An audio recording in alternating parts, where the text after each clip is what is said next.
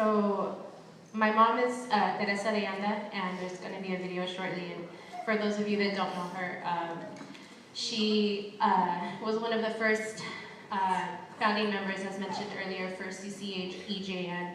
And her heart is here, her spirit is here. She's living in Florida right now, waiting for a liver transplant because of she was diagnosed with cancer in June. So my mom was very nervous about going after Dr. Manuel Pastor. When she saw the agenda, she was like, "Oh my God!" She was freaking out. How am I going to go after him? And before I start, oh no, never mind. I'll just go. So my mom's had a rough couple of weeks. And when I say rough, that means that she, you know, when I've called her a couple of times, you know, she can't talk. You know, she just says, "I'm really tired. I'll talk to you tomorrow." So I know when she doesn't want to talk, you know, she's not feeling too well. So I just wanted to also share some words that were shared with me when we were sharing news with folks about her diagnosis back in June.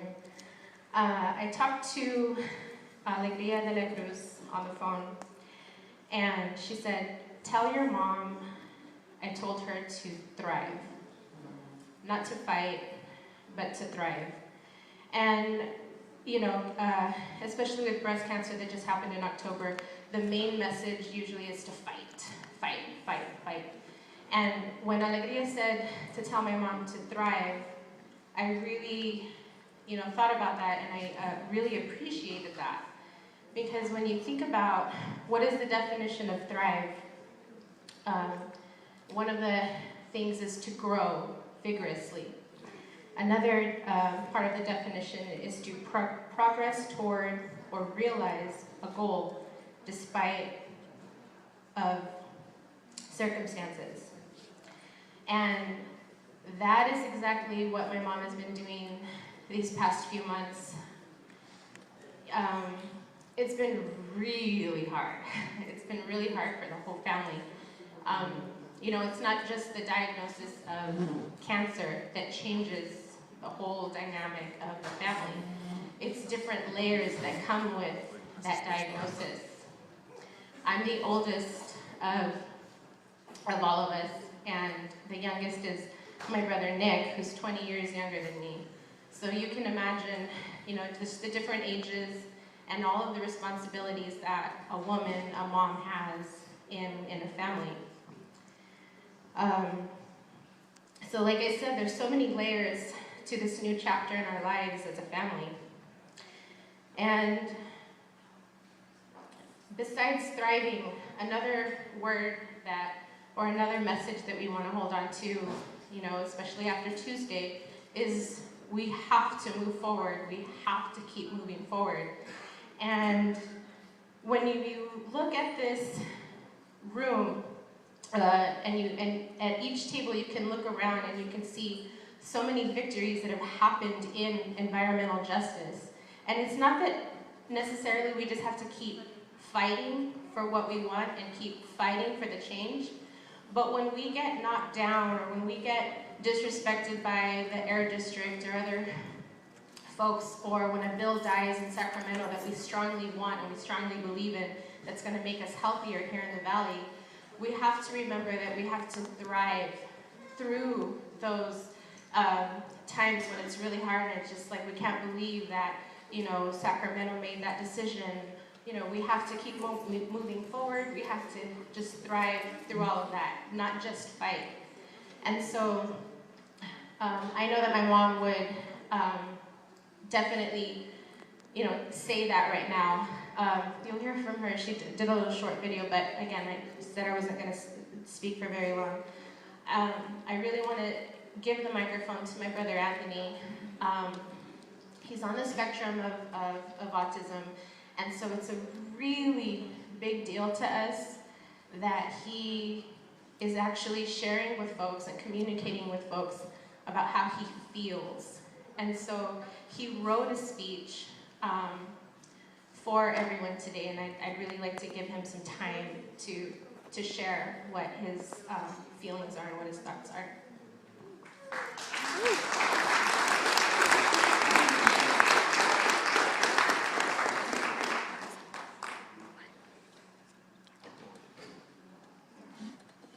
Let's see. Good afternoon, everyone. My name is Anthony Deanda. I am an abstract painter. Teresa Deanda is my precious mom. For those of you that have the honor of knowing my mom, you know she is a superwoman. She's done great things for our community, and she is a great woman in our family. Right now, it's kind of really hard for us. She is sick. She has cancer. She is living in Florida with my sister Marissa. They are treating her there. She probably won't be back till the middle of next year.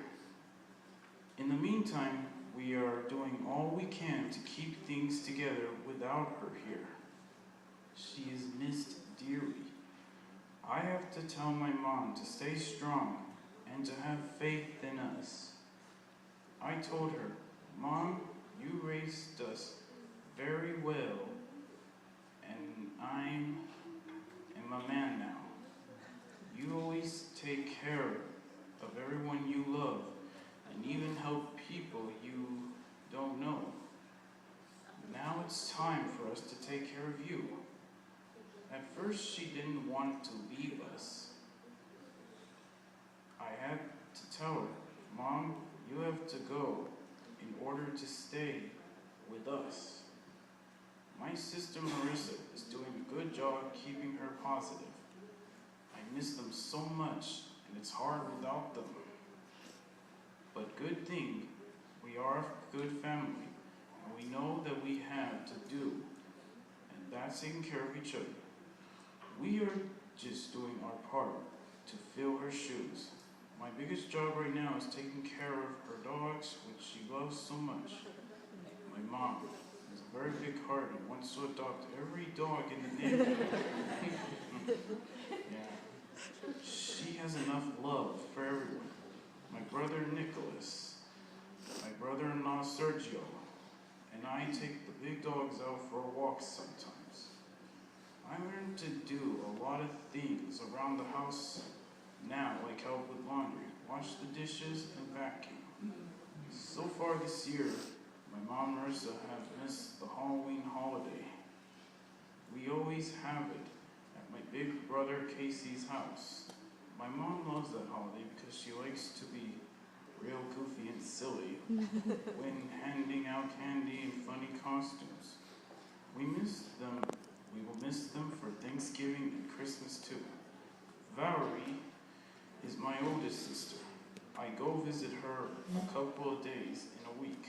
She is a great friend to me, not just my sister, and I can talk to her about anything. My sister Athesia and my dad take us to places we need to go.